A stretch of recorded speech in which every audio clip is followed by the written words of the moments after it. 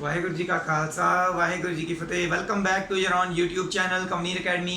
My name is Simranjot Singh and I am teaching you maths. Today we are going to continue our series for class 9th, that is we are already at the chapter 7th of this class, that is the name of the chapter is triangles. Today we are going to discuss the topic inequalities in a triangle. ठीक है, तो इसकी theorem जो है 7.6 वो हम discuss करेंगे। Inequalities का मीनिंग क्या है कि पहले तो हम इक्वालिटीज को ट्रायंगल की इक्वालिटीज को देखते थे, कौन सी साइड किसके इक्वल है, कौन सा एंगल किसके इक्वल है, दो ट्रायंगल्स ऐसे देखते थे। अब हम एक ट्रायंगल की बात करेंगे, इनइक्वालिटीज इन अ ट्रायंगल, मतलब कि एक ट्रायंगल में क्या इनइक्वालिटीज हो सकती हैं, वो क्या चीज बात कर रहे हैं असल में, वो हम थ्योरम्स के साथ इस टॉपिक को पूरा समझेंगे। तो पहली थ्योरम क्या है, if two sides of a triangle are unequal, एक ट्रायंगल की दो साइड्स अनइक्वल है तो दैट मींस वो ट्रायंगल जो होगा ना तो आइसोसेलेस है ना इक्विलेटरल है, स्केलीन ट्रायंगल। दैट मींस ये एक तरह से स्केलीन ट्रायंगल की बात कर रहे हैं जिसकी कोई भी साइड इक्वल नहीं होती है एक दूसरे के साथ।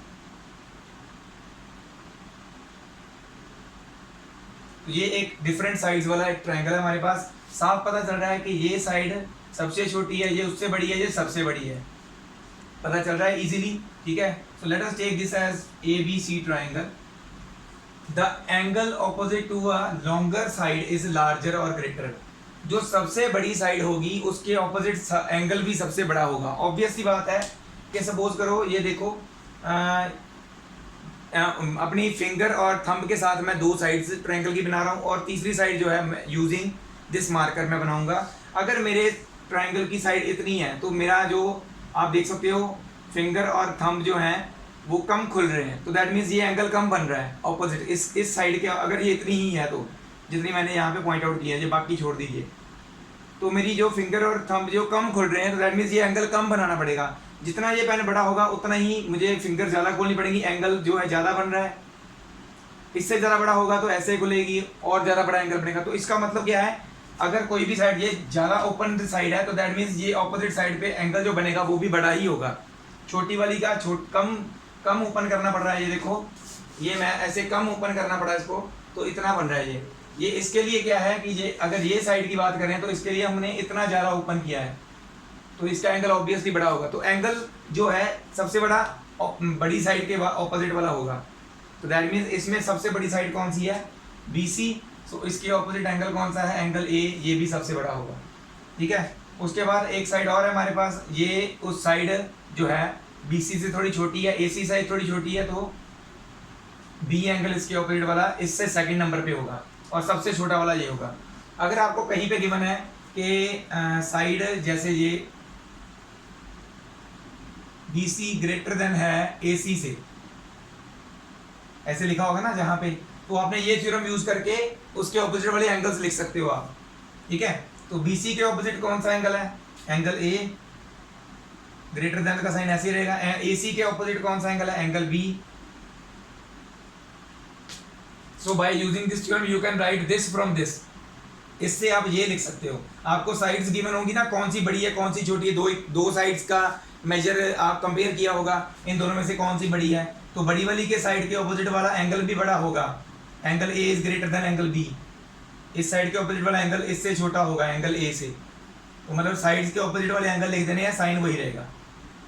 ठीक है, इनइक्वालिटीज का मतलब पता चला, यहाँ पे इक्वल साइन नहीं है, अब ग्रेटर देन या लेस देन चलेगा। अब ये इनइक्वालिटीज में आ गया, इक्वल्स में नहीं आ रहा। तो इसका मतलब ये है ट्रायंगल में इनइक्वालिटीज कैसे कंपेयर करते हैं, बड़ी साइड के ऑपोजिट एंगल वाला बड़ा होगा, छोटी के ऑपोजिट वाला एंगल छोटा होगा। अगर तीसरी साइड भी दी होती, सबसे छोटा एंगल तीसरी साइड का है, जैसे सबसे छोटी साइड अगर AB दी होती तो सबसे छोटा एंगल भी हमारा C होना था।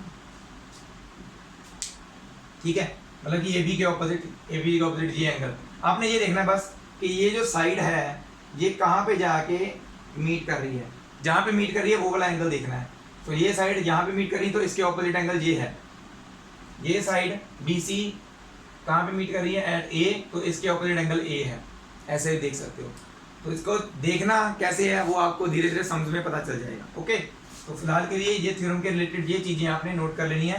थ्योरम में आपको कोई दो साइड्स कंपेयर की हो सकती हैं, उसको आप यूजिंग दिस थ्योरम लिख सकते हो। ये इसको ऐसे लिख सकते हो, अगर 3 दी होगी तो तीनों को 3 का ऐसे लिख सकते हो, या फिर ये दोनों दी होगी तो इसको ऐसे लिख सकते हो। That is a different thing, आपको दिया क्या हुआ है। ओके, तो ये नोट कर लीजिए। We will move on to the next theorem now. और थ्योरम के साथ हम एक्सरसाइज से पहले तक ही एग्जांपल करेंगे, एक्सरसाइज जो होगी वो नेक्स्ट वीडियो में पूरी कंप्लीट सॉल्व हो जाएगी। तो आज हम सिर्फ ये टॉपिक और कुछ एग्जांपल इसके रिलेटेड जो भी है वो करेंगे डिस्कस। ओके, इसके ये नोट कर लीजिए। नेक्स्ट आ जाती है हमारी थ्योरम 7.7। इसमें क्या है, ये जो हमने पहले पढ़ा ना बिल्कुल उसके रिवर्स में हम कह सकते हैं, बिल्कुल उसका रिवर्स है। उसमें क्या था, जो बड़ी साइड है उसके एंगल उसके ऑपोजिट एंगल बड़ा होता है, ठीक है। अब इसमें क्या है, एक किसी भी ट्रायंगल में जो एंगल बड़ा है उसके ऑपोजिट वाली साइड भी बड़ी होगी, ऑब्वियस सी बात है। वही वाला ट्रायंगल हम ड्रॉ कर लेते हैं, फिर से ऐसे रब कर दिया मैंने, तो वैसे ही रहने देता तो अच्छी बात थी। चलो दोबारा फिर से कर लेते हैं। ए बी सी, ये एंगल्स की बात की गई है।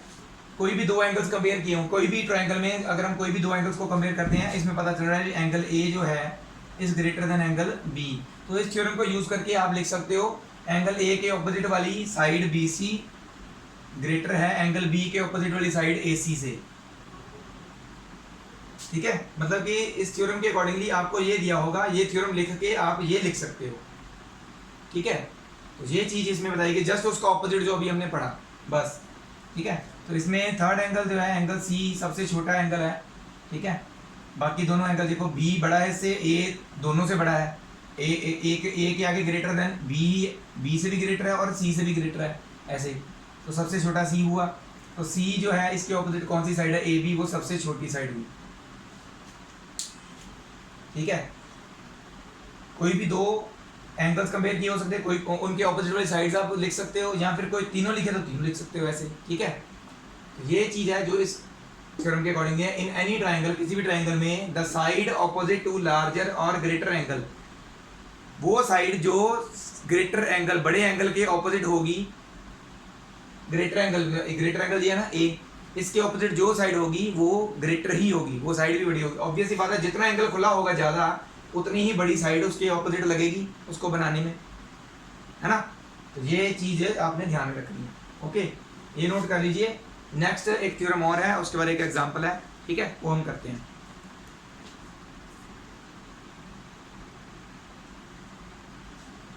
तो ये है हमारी थ्योरम 7.8। इस थ्योरम के अकॉर्डिंगली क्या कहा जा रहा है, the sum of any two sides of a triangle is greater than its third side, ठीक है। किसी भी ट्रायंगल की बात कर लो, हमारे पास सपोज करो ये एक ट्रायंगल बना हुआ है ऑलरेडी, ठीक है, 3 4 5 सेंटीमीटर इसकी तीनों साइड्स हैं, ठीक है। ये लिख देते हैं ए बी सी। कह रहे हैं कि एक ट्रायंगल की कोई भी दो साइड का सम आप कर लो तो वो तीसरी साइड से हमेशा बड़ा ही होता है। तो ये भी एक चीज है कि वो ट्रायंगल बनेगा ही तब अगर उसकी दो साइड्स का सम, किसी भी दो साइड्स का सम तीसरी साइड से बड़ा होगा, तभी वो ट्रायंगल बन सकता है, अदरवाइज वो बनेगा ही नहीं। वो भी मैं आपको बताता हूँ, आपने 6th या 7th क्लासेस में ऑलरेडी किया भी होगा, तो वो हम डिस्कस करेंगे अभी। पहले इस थ्योरम को देखते हैं क्या बोल रहे हैं वो। देखो, कोई भी दो साइड्स का सम ग्रेटर देन थर्ड साइड होता है कि नहीं होता है। देखो पहले हम देखते हैं A B and B C. A B plus B C करके देखो कितना आ रहा है, 3 + 5 ये आ रहा है 8। तीसरी साइड ए सी है, वो कितनी है 4। जो सम आया उसका तीसरी साइड से ज़्यादा है, ठीक है। तो इस केस में A B plus B C is greater than A C. मतलब ये चीज़ जो है थ्योरम के अकॉर्डिंगली ये लिख सकते हैं। अगर मेजरमेंट्स नहीं दी होंगी ना, अगर मेजरमेंट्स नहीं भी दी होंगी, ट्रायंगल बना हुआ है, तो कोई भी दो साइड्स का सम तीसरी से बड़ा हम लिख सकते हैं। वो ट्रायंगल बनेगा ही तब अगर ये चीज़ सेटिस्फाई होती होगी। कोई भी दो साइड का मतलब ए बी बी सी हो गया, अब A B A C greater than B C होगी, ठीक है। उसके बाद B C plus A C is greater than A B. तो तीनों केसेस में से कुछ भी आप उठा लो, वो ट्रायंगल बनेगा ही तब अगर ये तीनों केस सेटिस्फाई हो रहे होंगे। अब बात करते हैं, मैं बात कर रहा था 7th क्लास में आपने पढ़ा होगा, कोई भी दो साइड्स का सम तीसरे से बड़ा होना चाहिए, तभी वो ट्रायंगल बनेगा भी, तभी, अदरवाइज वो बनेगा भी नहीं। कैसे, सपोज करो हमें दिया हुआ है 2 3 एंड 6 सेंटीमीटर से हमें 3 साइड्स दी हुई हैं। वो कह रहे हैं चेक करके बताओ कि क्या इनसे, यहाँ पे ऐसे लिखते हैं 2 और 6 आगे पीछे कर दी बस, उन्होंने ऐसे 3 साइड्स दी होंगी, वो बोलेंगे चेक करके बताओ क्या ये ट्रायंगल बन सकता है। आप खुद सोचो, एक से 6 सेंटीमीटर की साइड है, एक 3 सेंटीमीटर की साइड है, एक 2 सेंटीमीटर की साइड है, ये तो कभी मीट करेंगी नहीं। कैसे? आप इसको नीचे लेके आओ थोड़ा सा, 3 सेंटीमीटर वाली साइड यहाँ तक लेके आओ, ये यहाँ पे ख़त्म हो जाती है, 2 सेंटीमीटर वाली यहाँ पे ख़त्म हो जाएगी, तो 1 सेंटीमीटर का गैप रह जाएगा, है ना। तो ये 1 सेंटीमीटर का गैप जो यहाँ पे कभी इकट्ठा नहीं होगा जब तक, अगर ऐसे भी होगा ना, ये 3 3 दी है और तीसरी 6 दी है, तब भी वो ट्रायंगल नहीं बनेगा। देखो 6 सेंटीमीटर ऐसे दी है, एक 3 दी है, इसके मिड पॉइंट तक आ जाएगी, दूसरी भी इसके मिड पॉइंट पे टच कर जाएगी, तो ये तो एक लाइन ही रहेगी ना, ठीक है, ट्रायंगल तो नहीं बना। अगर ये साइड BC है और ये A है, तीसरी साइड होनी चाहिए थी ट्रायंगल की, वो कहीं ऊपर तभी मीट करेगी अगर वो इन जो नीचे साइड दी गई BC उससे उन दोनों का सम बड़ा होगा, तभी वो बनेगा, ठीक है। अब देखो मैं कैसे बता रहा हूँ ये चीज़ क्या है असल में, इसी को देखते हैं बना के। ये 6 सेंटीमीटर वाली साइड मैंने बना ली, BC लिख दिया इसको, मैंने यहाँ पे रखी अपने कंपास की नोक 3 सेंटीमीटर जितनी खोल ली, मैंने ऐसे बनाना शुरू कर दिया कि देखते हैं ट्रायंगल कहाँ पे बनता है। आर्क बनाते हैं ना हम, जैसे सर्कल की आर्क ऐसे, तो 3 सेंटीमीटर की आर्क ये बनी, ठीक है। दूसरी वाली जो साइड 2 सेंटीमीटर वाली, वो इसको कहीं पे कट करेगी तभी ट्रायंगल बनेगा ना, आपने कंस्ट्रक्शन में किया होगा छोटी क्लासेस में। अब यहाँ पे मैंने अपनी कंपास की नोक रख ली, 2 सेंटीमीटर जितनी खोल ली और ऐसे आर्क लगा दी। ये 2 सेंटीमीटर वाली ये तो कहीं पे मीट नहीं कर रही, तो इसका मतलब ये कहीं पे मीट नहीं करेगी तो ये ट्रायंगल नहीं बनेगा, ठीक है। अगर ये 5 और 2 होती तो क्या होता, यहाँ पे रखता मैं नोक उसकी, ये 5 सेंटीमीटर वाली लाइन में ऐसे लगा देता, ओके, और ये होती 2 सेंटीमीटर वाली, तो ये नोक ऐसे चलती, ठीक है। यहाँ पे रख के 2 सेंटीमीटर खोल के ऐसे लगाता, तो यहाँ पे कट कर रही है एक दूसरे को, तो ये यहाँ पे कट कर पा रही हैं, तो ये ट्रायंगल बन जाएगा। अगर यहाँ पे 3 की जगह पे 5 होता तो, ठीक है, देख पा रहे हो आप। ये एक नेचुरल फिनोमिना है, एक विजुअलाइज करने वाली चीज़ है। आप इमेजिन कर सकते हो कि यार ट्रायंगल बनेगा कैसे, अगर वो साइड्स जो तीसरी साइड से 2 साइड्स का सम छोटा है तो बनेगा ही नहीं, ऑब्वियसली नहीं बनेगा, ठीक है। तो कैसे कंपेयर करते थे, मान लो अगर ये AB साइड ले लेते हैं, ये BC और ये AC, तो क्या करते थे वो AB plus AC sorry BC करके देखते थे क्या वो ग्रेटर देन AC है, चेक करना होता था ना। 6 + 3 is greater then 2, 9 is greater then 2। First case satisfied, पहला केस सेटिस्फाई हो गया, अब दूसरा केस सेटिस्फाई करना है। AB plus AC greater than BC होना चाहिए, तीनों केस सेटिस्फाई होंगे तभी वो ट्रायंगल बनता है।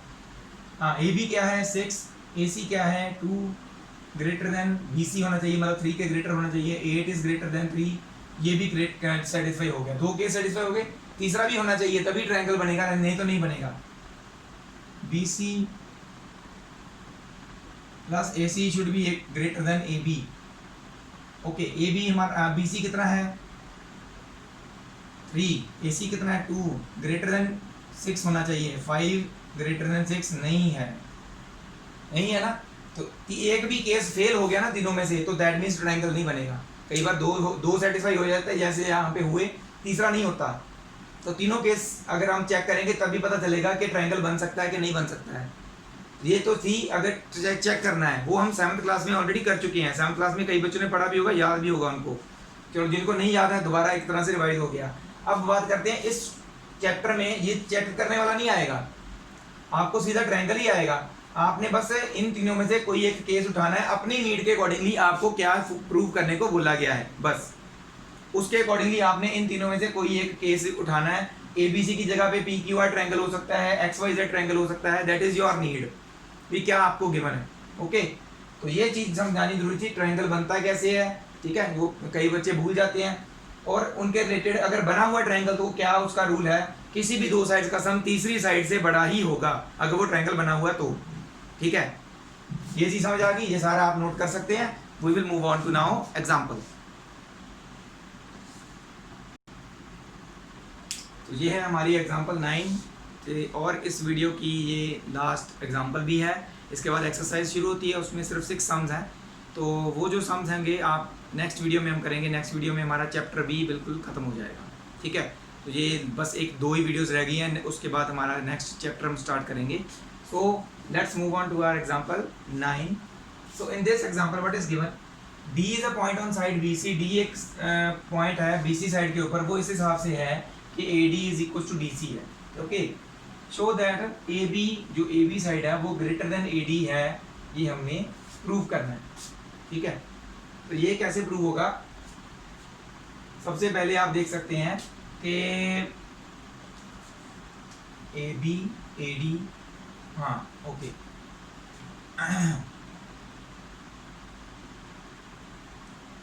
सबसे पहले आप देखें इस ट्रायंगल को जिसमें दो साइड्स इक्वल दी हुई हैं। In triangle A D C, A D is equal to A C given. अगर एक ट्रायंगल में दो साइड्स इक्वल हैं तो दैट मीन्स उसके ऑपोजिट वाला ये एंगल और इस साइड के ऑपोजिट वाला ये एंगल इक्वल होंगे, है ना। अपने आइसोसेलेस ट्रायंगल की थ्योरम की थी। So angle A D C is equal to angle A C D होगा। Angles opposite to equal sides of a triangle are equal होते हैं। तो ये दोनों जो एंगल्स हैं हम इक्वल लिख सकते हैं, इनके ऑपोजिट वाले एंगल्स होते हैं जो, ठीक है, बाय आइसोसेलेस ट्रायंगल थ्योरम जो हमने की हुई है ऑलरेडी। तो ये दोनों एंगल्स इक्वल है, ये हम यूज करेंगे बाद में, इसको इक्वेशन 1 लिख लेते हैं। ओके, नाउ आप इसको ध्यान से देखिए, इसको मैं डिफरेंट कलर से बनाता हूँ। ये देखो, ये जो ट्रायंगल है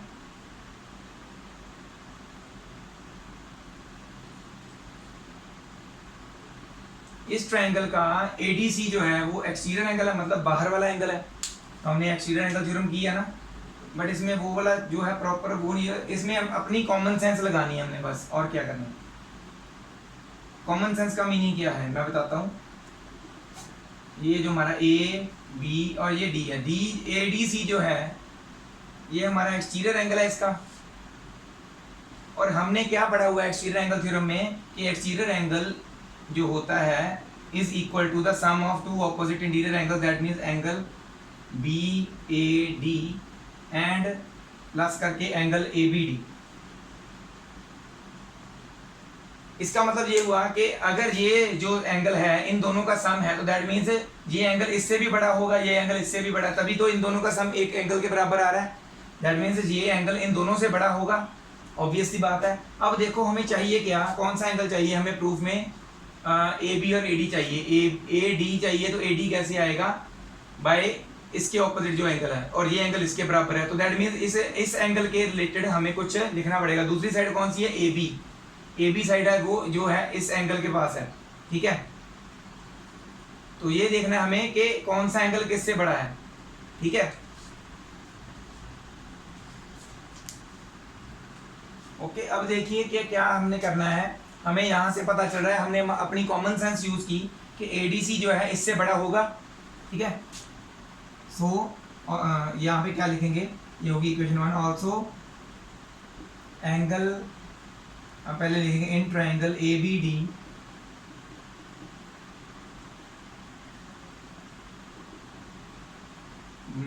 इन triangle A B D angle ADC is the exterior angle, वो exterior angle है। so जो exterior angle होता है अपने opposite interior angles का सम होता है दो opposite, तो that means एक एंगल हम लिखेंगे ये वाला जिसकी हमें जरूरत है, is greater than ADC greater होगा इसके ऑपोजिट जे वाले एंगल के ABD से ग्रेटर होगा। ओके, तो ये वाला हम सिर्फ नोट करेंगे। अब देखो हमने अभी क्या इक्वेशन 1 में देखो क्या लिखा था, ADC जो है ACD के इक्वल है। फ्रॉम इक्वेशन 1 ADC की जगह पे यहाँ पे आ जाएगा ACD is greater than angle ABD। और हम क्या लिख सकते हैं, अब देखिए DD तक नहीं लिखना, अब पूरे बड़े ट्रायंगल को देखो ABC में आपने ACD कौन सा एंगल है, ये वाला, तो आप इसको ए सी बी लिख सकते हो, डी तक लिखने की बजाय बी तक लिख लो। और angle A C B is greater than A B D, जो है ए बी डी तक लिख रहे हैं, इसको ए बी सी तक लिख लो। क्यों लिख रहे हैं वो भी मैं बताता हूँ। Greater than angle A B C होगा। ये अब बड़े ट्राइंगल्स के बीच में जो ये एंगल्स आ रहे हैं, सो इन ट्राइंगल ए बी सी, इस एंगल के ऑपोजिट कौन सी साइड है? इस ये बीच वाली लाइन को भूल जाना, बिल्कुल ये वाली लाइन को भूल जाओ, सिर्फ बाहर वाला ट्राइंगल देखो A B C. A C B ये एंगल है, इसके ऑपोजिट कौन सी साइड है? ये वाली A B. Greater than A B C ये एंगल है, इसके ऑपोजिट कौन सी साइड है? ए सी। ठीक है, A B is greater than A C होगा। इसका रीजन क्या लिखेंगे? Side opposite to greater angle is longer. ये वो साइड जो बड़े एंगल के सामने होती है, वो साइड भी बड़ी होती है। ये हमने थ्योरम अभी की थी ना, वो थ्योरम हम ऐसे यूज कर रहे हैं। हमें ये गिवन था, हमने ये लिख लिया, ट्रायंगल एबीसी बता रहे हैं, ट्रायंगल एबीसी में ये है। अब हमने ऑलरेडी हमको ये भी पता है कि A D is equal to A C है, also A D is equal to A C. तो यहाँ पे ए सी की जगह पे ए डी आ जाएगा। So A B is greater than A D. इसका रीजन लिखना है वैसे कि ये हमें गिवन है ना। तो A B is greater than A D, ये आ गया हमारा प्रूफ जो हमें उनसे पूछा गया था, हैंस प्रूव्ड। तो इसमें सॉरी मैंने सीधा प्रूफ लिख दिया, इसमें गिवन और टू प्रूफ क्या होगा वो मैं आपको लिख के बता देता हूँ यहाँ पे। इसके गिवन में ये आएगा सारा ये वाला, ठीक है, और टू प्रूफ में आएगा ये कितना हिस्सा, ये प्रूफ करना था हमें। तो हमने क्या किया, कुछ थ्योरम्स यूज की, कुछ कॉमन अपनी सेंस लगाई कि एक्सटीरियर एंगल के अकॉर्डिंगली जो थ्योरम में होता है उसके ऑपोजिट इंटीरियर एंगल्स जो होते हैं उनका सम बाहर वाले एंगल के बराबर होता है। दैट मीन्स वो दोनों छोटे होंगे उससे, तभी तो उनका सम मिलके बड़े एंगल बाहर वाले एंगल के बराबर आ रहा है। दैट मीन्स ये एंगल इससे छोटा होगा, है ना, तो और ये भी इससे छोटा होगा। बट हमने यही क्यों लिया, क्योंकि हमने अपने प्रूफ के अकॉर्डिंगली AC की तरफ जाना था, ये साइड हमें चाहिए थी, ये इसका कोई पर्पस नहीं था हमारे पास, ठीक है। तो ये एंगल हमने इसलिए चूज किया लिखने के लिए, ग्रेटर कौन सा बड़ा है, ACD is greater then AB, जिसमें हमने लिखा हुआ, ठीक है। तो ये चीज़ें जो है आपने जब आप सम्स करते हैं तो आपको अपने आप पता लगने लग जाती हैं, ठीक है। तो आज की हमारी वीडियो तो यहीं तक थी। नेक्स्ट वीडियो जो होगी हमारी वो एक्सरसाइज, लास्ट जो एक्सरसाइज है इस चैप्टर की वो हम करेंगे, और उस वीडियो में हम उसको ख़त्म कर देंगे, चाहे वो 45 मिनट की या 50 मिनट की क्यों ना बन जाए, पर हम उसको ख़त्म जरूर करेंगे। ऐसे ही मेरे साथ जुड़े रहिए, आपको मैं मैथ्स ईजियर वे से बताता रहूँगा। और इस फिर भी आपको नहीं समझ में आ रहा तो आप मुझे मैसेज कर सकते हैं, मुझे मेरे व्हाट्सअप नंबर पे just click that pic and message me, sir मुझे ये समझ नहीं आया, I will tell you the reason behind that. और इसके अलावा अगर आप कोई और बुक भी फॉलो कर रहे हैं, NCERT का सोल्यूशन हम कर रहे हैं वैसे यहाँ पे, इसके अलावा कोई और बुक भी अगर आप फॉलो कर रहे हैं तो वो आप जो भी सम कर रहे हैं किसी भी चैप्टर का, चाहे हम वो इसमें कर रहे हैं अभी या नहीं कर रहे हैं, कोई दिक्कत नहीं है। 9th और 10th की कोई भी बुक फॉलो कर रहे हैं आप, कोई भी सम आपको नहीं समझ में आ रहा, you can message me, I will tell you the solution for that with full explanation. मैं आपको चाहे व्हाट्सएप पे खुद कॉल करके बताऊँ, चाहे जैसे मर्जी बताऊँ, चाहे वीडियो कॉल करूँ, आपको बताऊँगा जरूर। सो मेरी सपोर्ट आपके साथ हमेशा रहेगी, आप मुझे ऐसे सपोर्ट करते रहिए, जितना भी मैं वीडियोस बनाता हूँ आगे शेयर करते रहिए, और मुझे ज़्यादा से ज़्यादा सब्सक्राइबर्स लाइक्स जो है वीडियोस पे ला के दीजिए। So thank you very much again to all the viewers who are watching my video regularly. ऐसे ही देखते रहिए और मेरे साथ बने रहिए। वाहेगुरु जी का खालसा, वाहेगुरु जी की फतेह।